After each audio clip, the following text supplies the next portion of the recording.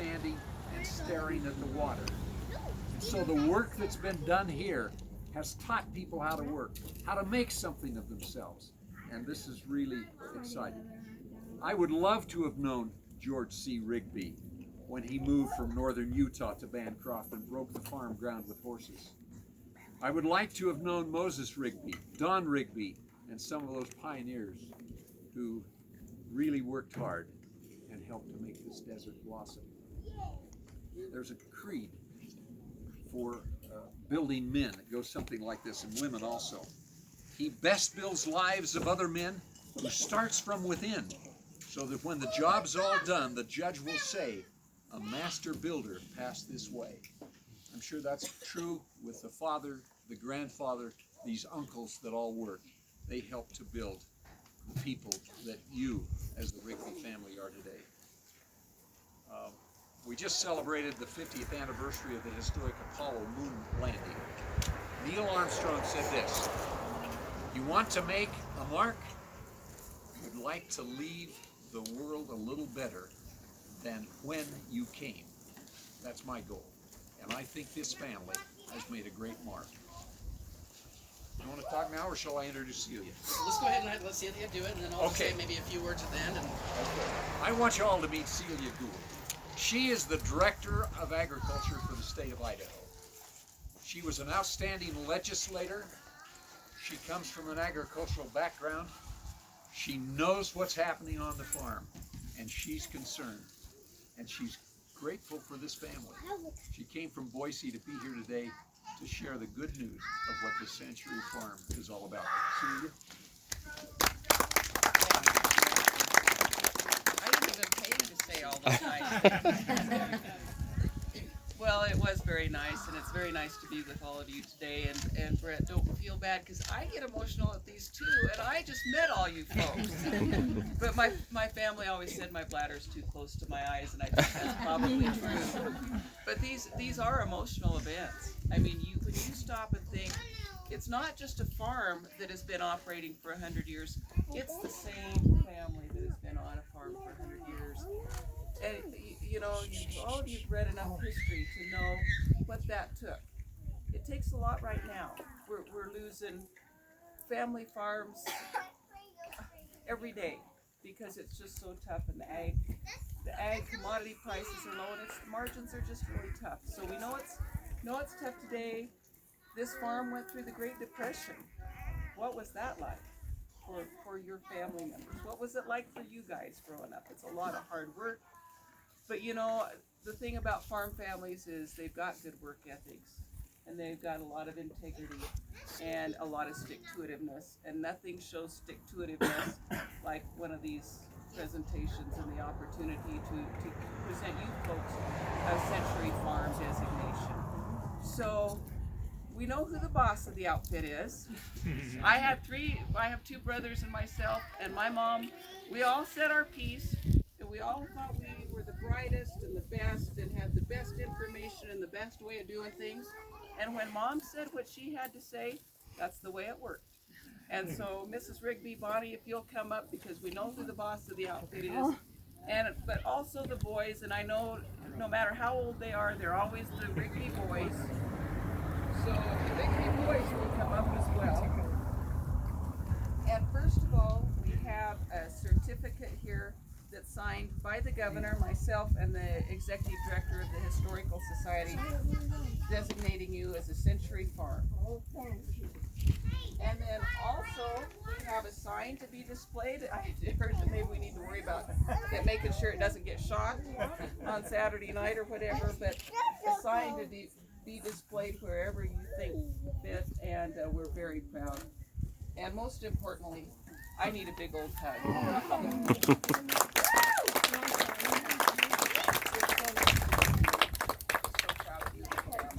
Thank you.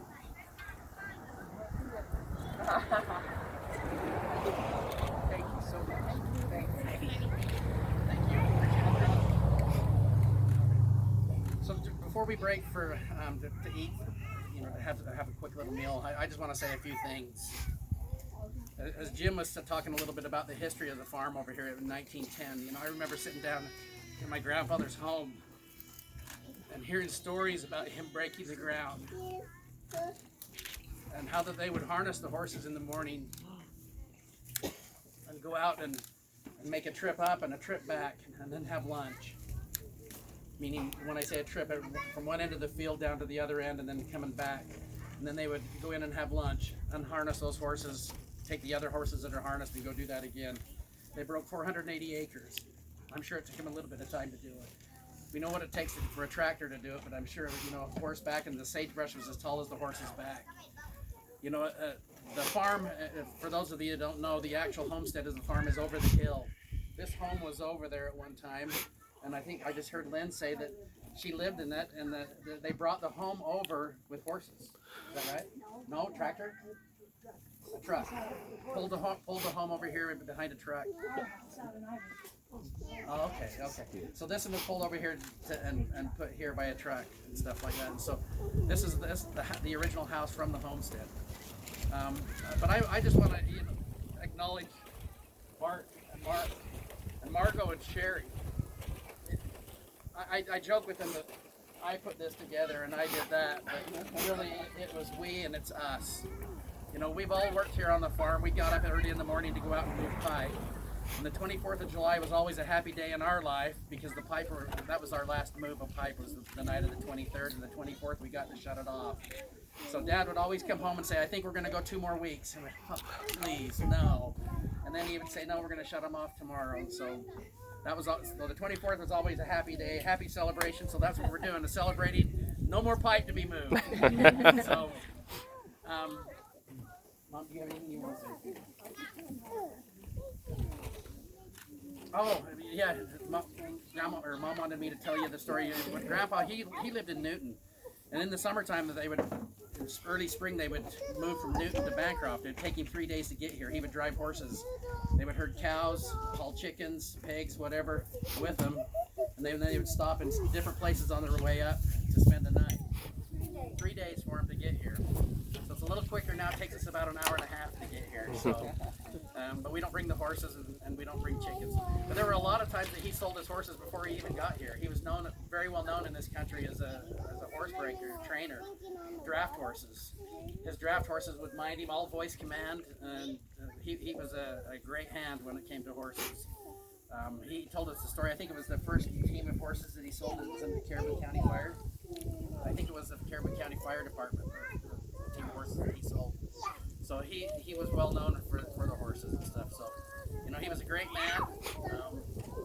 He got his hand cut off in a farming accident. I don't know if all the young kids knew that. It was in the early 50s, 46. He lost a hand in the farming accident, but you would never know. He would come up here and down in Logan, if you did get out there before 6 o'clock in the morning to shovel snow, he would have it done. He'd have his hook on and do it. But I always remember stories, and I'm going to tell just in closing. I remember harvesting grain over the hill. And Grandpa came up, and I'm driving one of the combines there, and I feel something on the machine, and I look over, and it's Grandpa climbing up. Every time he would come to Bancroft, the first thing he would do is grab a grain truck and haul it to the elevator. He might have been 90 years old at the time. But I remember him climbing up on the side of the machine with me, and he wanted to go for a ride around.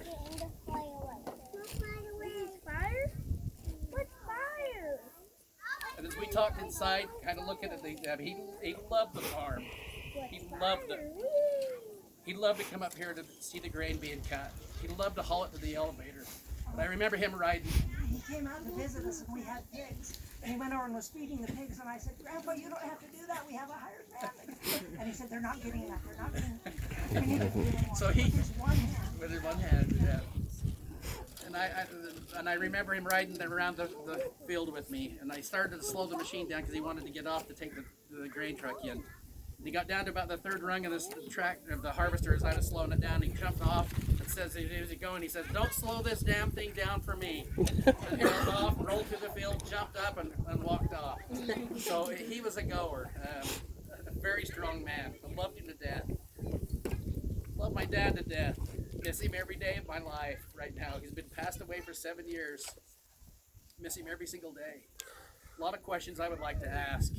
A lot of answers that I would like to know about the people out here. A lot of things that we don't know. yapping. Mark, Uncle Kenny.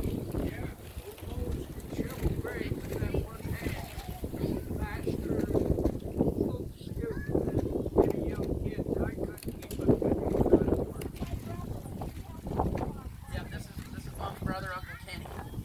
So he spent a lot of time here. In the grave is that one hand so fast. So yeah. Yeah. And Jack, you do everything except button that That one shirt, one sleeve, yep. That's the only thing I need help with. Yeah. Button my sleeve. So, but we all have great memories of that man. Yeah, he lived to be 101. So 1 month shy of And he 101. had 2 girlfriends. And two girlfriends, yeah. He drove his car. He And drove his car. In fact, my Uncle Don gave Lynn's mother, or dad, gave him a car, a Buick Century, when he turned 100. And he drove up until 6 months before he passed away. We finally had to take the keys from him. He'd come home with new scuffs on the bumper. But we figured it was time. But no, again, I just want to thank everybody for coming. If you guys have anything you want to say. I'll just add, about Marshall, I'll never be here.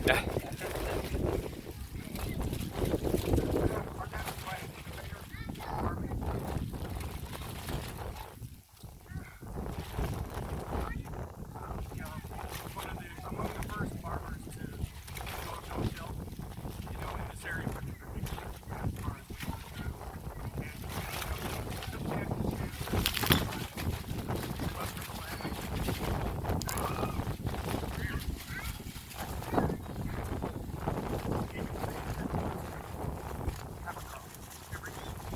and he always put together a crop.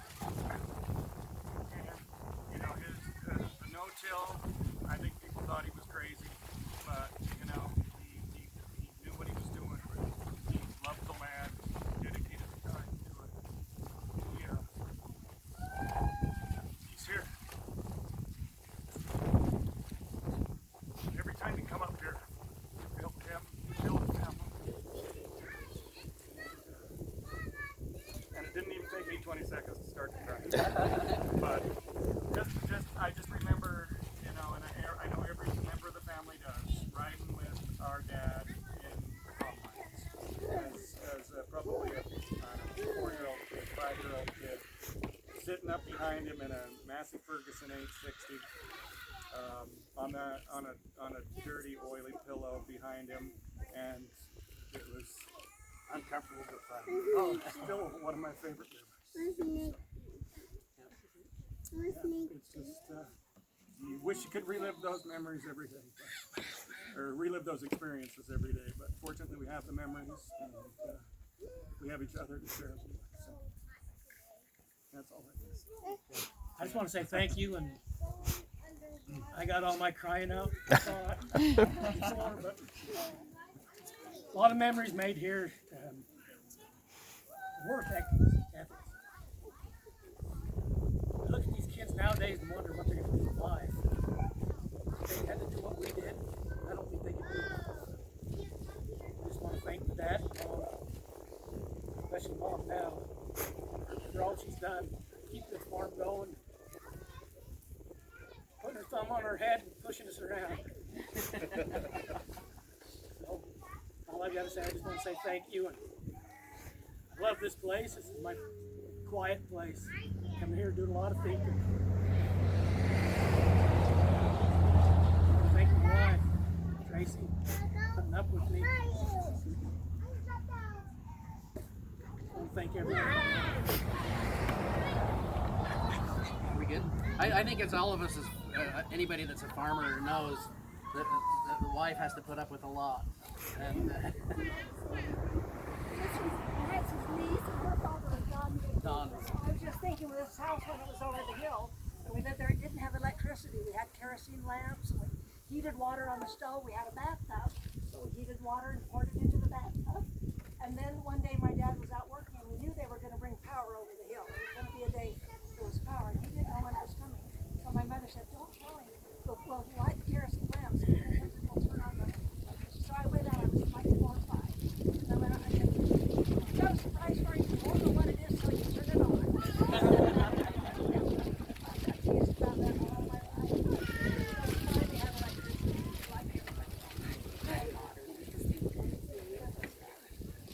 Again, thank you all for coming. We'll have a little bit of food here. I've asked Tony, my brother-in-law Tony. This is Margot's